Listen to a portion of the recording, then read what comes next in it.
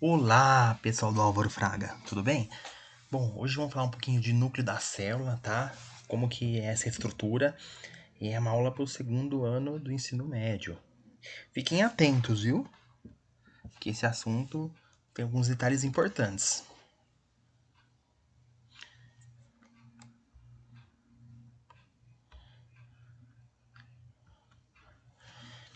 Como a gente já tinha dito, existem vários tipos de célula, beleza? Então cada célula tem um formato. Por exemplo, temos aqui células da epiderme. Aqui temos as células, os glóbulos brancos, que embora a gente aprenda na escola que todos são parecidos, na verdade todos são diferentes. Temos neurônios, são células relacionadas ao sistema nervoso. O espermatozoide, que é uma célula presente no aparelho reprodutor masculino. Hemácias, os glóbulos vermelhos, né? Um tipo de célula que a gente encontra no sangue. E células da musculatura do útero, por exemplo, músculo liso. Ou seja, temos diferentes tipos de célula. E, lembrando, quais são as partes principais da célula? Temos a membrana plasmática, o citoplasma, tá? E o núcleo. Basicamente, todas as células têm essas três partes. Então, lembrando que toda célula vai ter uma membrana, né? Qual a membrana? A membrana plasmática que envolve a célula, isola ela do meio externo. O citoplasma, que é um gel proteico que basicamente ficam alojados as organelas. E o núcleo. O núcleo é uma estrutura que a gente vai estudar hoje. Então, pensando, por que isso acontece na célula? Pensa como se fosse uma empresa. Imagina se na empresa cada um fizesse o que bem quisesse. Vocês acham que ia ser bacana ou ia ser uma zona? Ia ser uma bagunça, né? Pensa, a empresa tem a parte de RH, tem a parte de manutenção, tem as pessoas responsáveis pela produção, pela gestão, supervisão. Então tem diferentes partes. A célula faz a mesma coisa. Lembrando, temos células procariontes e eucariontes. As eucariontes são as células que têm o núcleo, tá? E afinal, o núcleo, qual que é a importância dele? Temos aqui figuras, temos a célula inteira, certo? Uma célula animal e uma célula vegetal. Mas será que a célula que está no livro didático é a mesma célula que nós cientistas vemos? Ó, aqui é o núcleo, esse rosinha aqui, e aqui é a mesma coisa, é o núcleo. E olha só, isso aqui é uma figura, uma foto de microscopia eletrônica de uma célula que é ampliada mais de 100 mil vezes. O que nós podemos ver aqui? Aqui, como pode ver, a membrana plasmática da célula. E essa coisa grandona aqui, ó, é o núcleo. Nossa, professor, mas tão grande assim? Depende da célula, o núcleo é muito grande. E o núcleo tem diversas estruturas dentro dele. E cada estrutura tem uma determinada função para que a célula possa desempenhar completamente seu papel. Beleza? Portanto, que tudo isso que nós vemos, essas figurinhas aqui da célula, tudo foi feito, assim, a gente não consegue ver naqueles microscópios ópticos, ou seja, aqueles microscópios que a gente vê na escola, mas sempre um microscópio eletrônico. Esse aqui é um microscópio eletrônico, até um pouco antigo, tá? Que, olha só, esse aqui, eles ocupam muitas vezes uma sala inteira, uma sala pequena inteira, para ver, para ampliar uma estrutura milhares e milhares de vezes. E na célula, e no microscópio eletrônico, a gente não vê tudo coloridinho não, viu? A gente vê tudo branco e preto.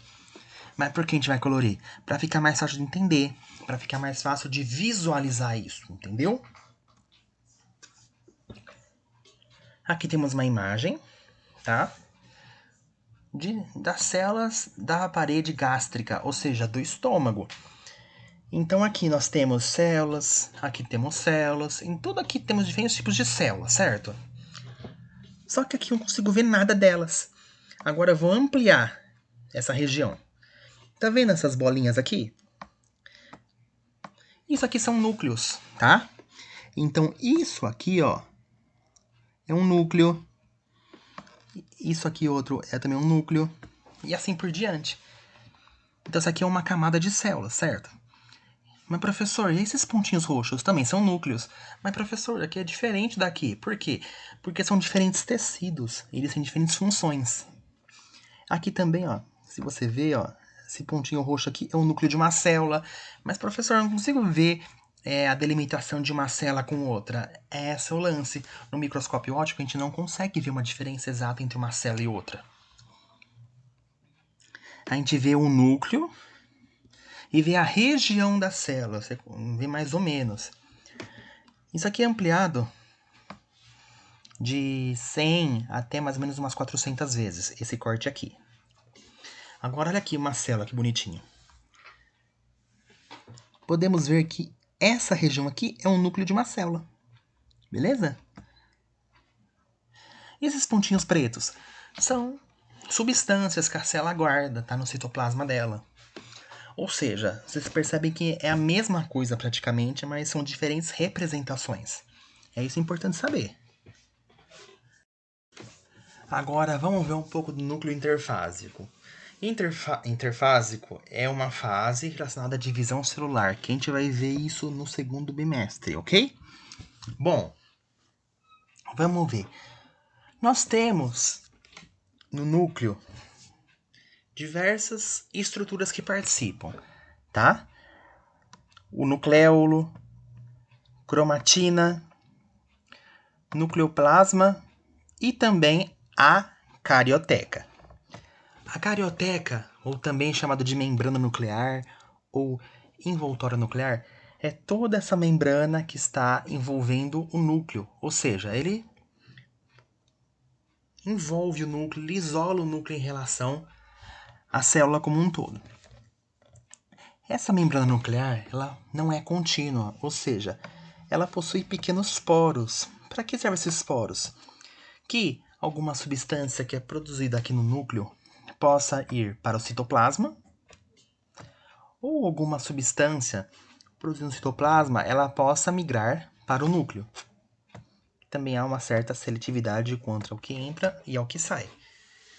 Lembrando que essa membrana, essa carioteca, essa membrana nuclear, ela possui uma face interna, uma face externa e uma face interna.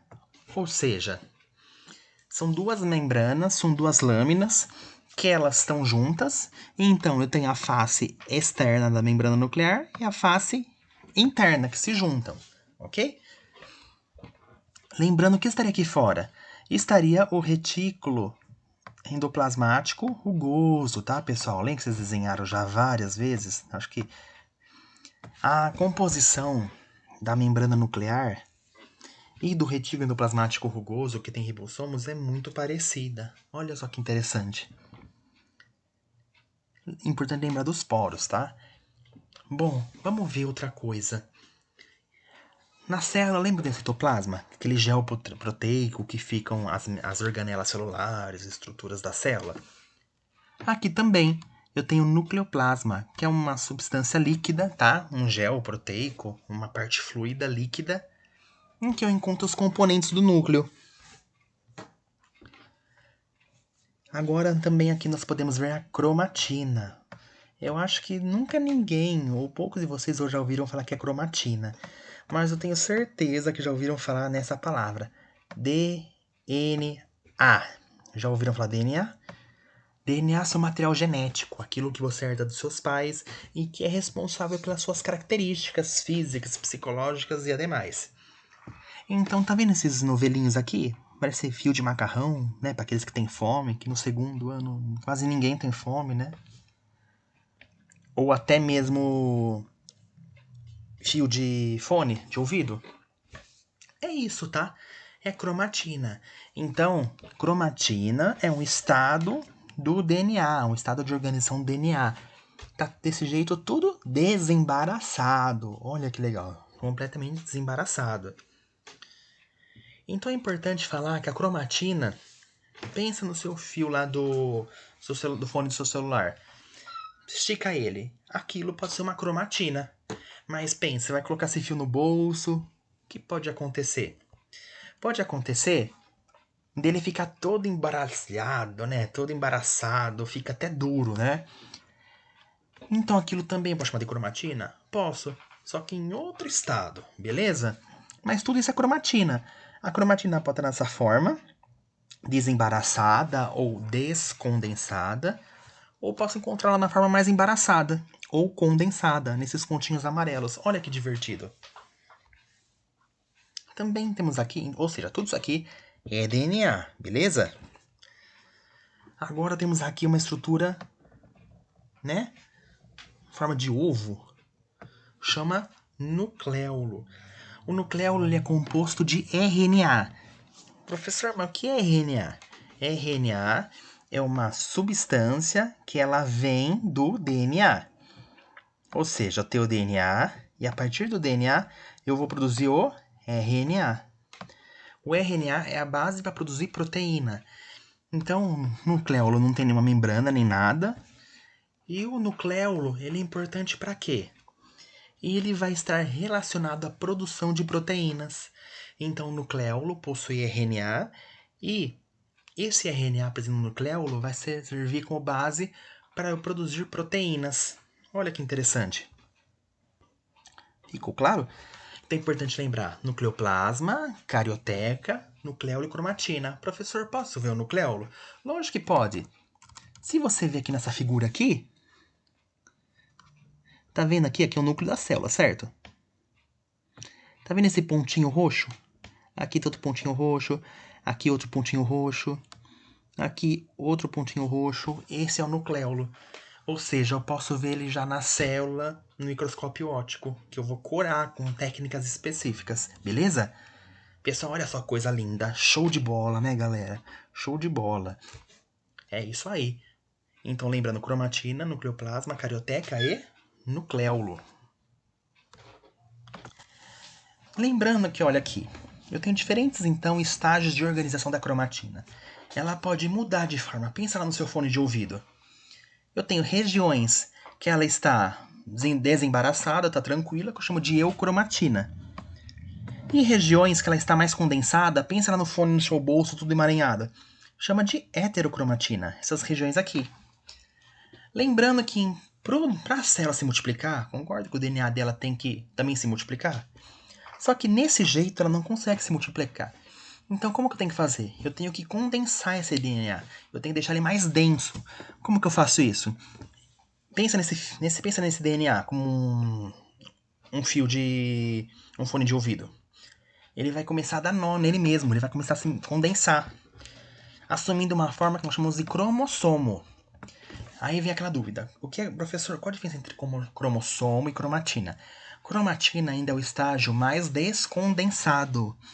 E cromossomo é o estágio máximo de condensação, ou seja, o estágio máximo que o DNA está denso. Vocês entendem que são a mesma substância? A mesma coisa, é DNA aqui e é DNA aqui. Só muda a organização. Então, pensa assim. Quantos cromossomos nós temos? Nós temos 46 cromossomos, 23 pares. E nós numeramos de acordo com o tamanho. Par 1, par 2, par 3, par 4 e assim por diante, até o par 23. Sendo que esses cromossomos, 22 pares deles são cromossomos, nós chamamos 22 pares deles são cromossomos autossomos. Ou seja, dão características comuns, tá? Tanto a homens quanto mulheres. Então esses 22 pares são cromossomos autossomos. E aqui nós temos um parzinho. E aqui, esse parzinho, são os cromossomos sexuais. Nós temos 2. Sendo que são os cromossomos X e Y, tá? E eles que vão determinar o sexo do feto, o sexo da criança. Sendo que o homem, ele é XY e a mulher é XX. Mas a gente vai ver isso mais pra frente, ok? Lembrando que cada tipo de espécie tem determinado número de cromossomos. Nós, seres humanos, um ser humano comum, ele vai ter o quê? 46 cromossomos. Sendo que pode alterar esse número, professor? Pode. Aí sim, no caso das síndromes, que a gente vai ver mais pra frente. Mas olha só, a carpa, aquele peixe lindo, tem 104 cromossomos. Lembra a carpa do laguinho da escola? E o macaco, ele tem mais cromossomos que nós. Olha que interessante. E olha uma samambaia. Tem mais de 1.200 cromossomos. Centeio tem 14, caracol tem 24. Então, dependendo do tipo da espécie, eu tenho determinado número de cromossomos. É isso aí, pessoal. Esse era meu recado de hoje. Então, resolvam as atividades que eu postei no grupo do Facebook e também no nosso site, ok? Qualquer dúvida, vocês podem estar enviando um e-mail para mim ou comunicar no privado. É isso aí, pessoal. Dê seu like, dê seu joinha, compartilhe com seus amiguinhos e é isso aí. Tchau!